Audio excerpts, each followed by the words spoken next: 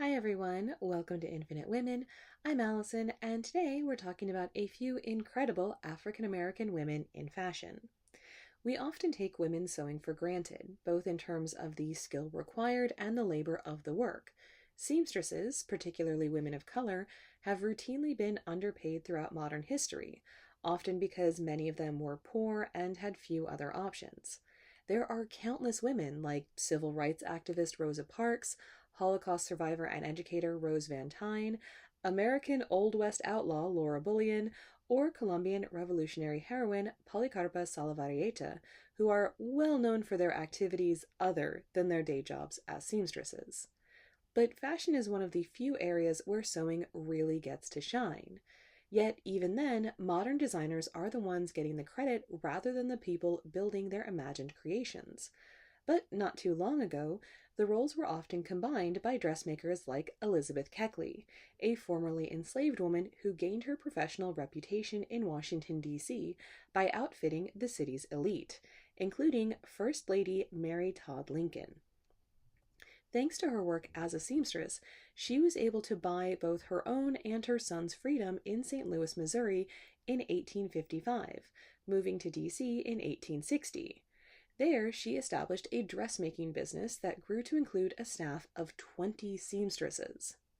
After the Civil War, Mrs. Keckley wrote and published an autobiography titled Behind the Scenes, or 30 Years a Slave and 4 Years in the White House, published in 1868. The book was both a slave narrative about the physical and sexual abuse that she experienced in her early life, and also a portrait of the first family, especially Mary Todd Lincoln. For a fictional novel about Mrs. Keckley, I recommend Mrs. Lincoln's Dressmaker by Jennifer Chiaverini. Speaking of outfitting the First Lady, Lowe was the first African American to become a major fashion designer from the 1920s through the 1960s. She was best known for designing Jacqueline Bouvier's wedding dress when she married John F. Kennedy in 1953. Or rather, she should have been. Although her work is recognized now, Jackie never publicly credited Lowe for the most talked about dress of the year. Even though Lowe had been working with the Bouvier family for years, when asked who designed the dress, Jackie reportedly replied, quote, "I wanted to go to France, but a colored dressmaker did it." The dress, which cost $500, or approximately $5,000 today, was described in detail in the New York Times' coverage of the wedding, but Lowe's name was never mentioned. Even worse, Lowe lost money on the project.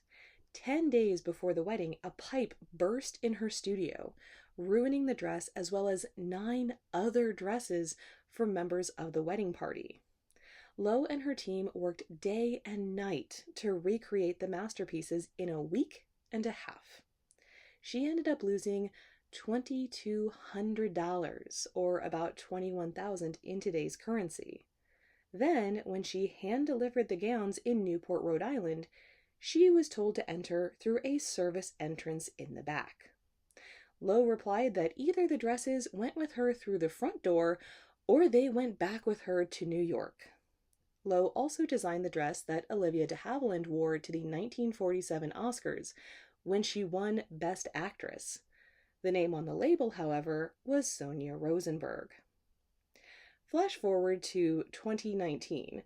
Ruth E. Carter became the first African American to win an Academy Award for Best Costume Design for her incredible work on the superhero film Black Panther. It was her 3rd nomination. Of the more than 60 films that she worked on as lead costume designer, she was also nominated for Spike Lee's Malcolm X in 1992 and Steven Spielberg's Amistad in 1997. She then won again in 2023 for the sequel Black Panther: Wakanda Forever. And it probably goes without saying, but her own Oscars dresses were masterpieces. Join us next time on Infinite Women, and remember, well-behaved women rarely make history.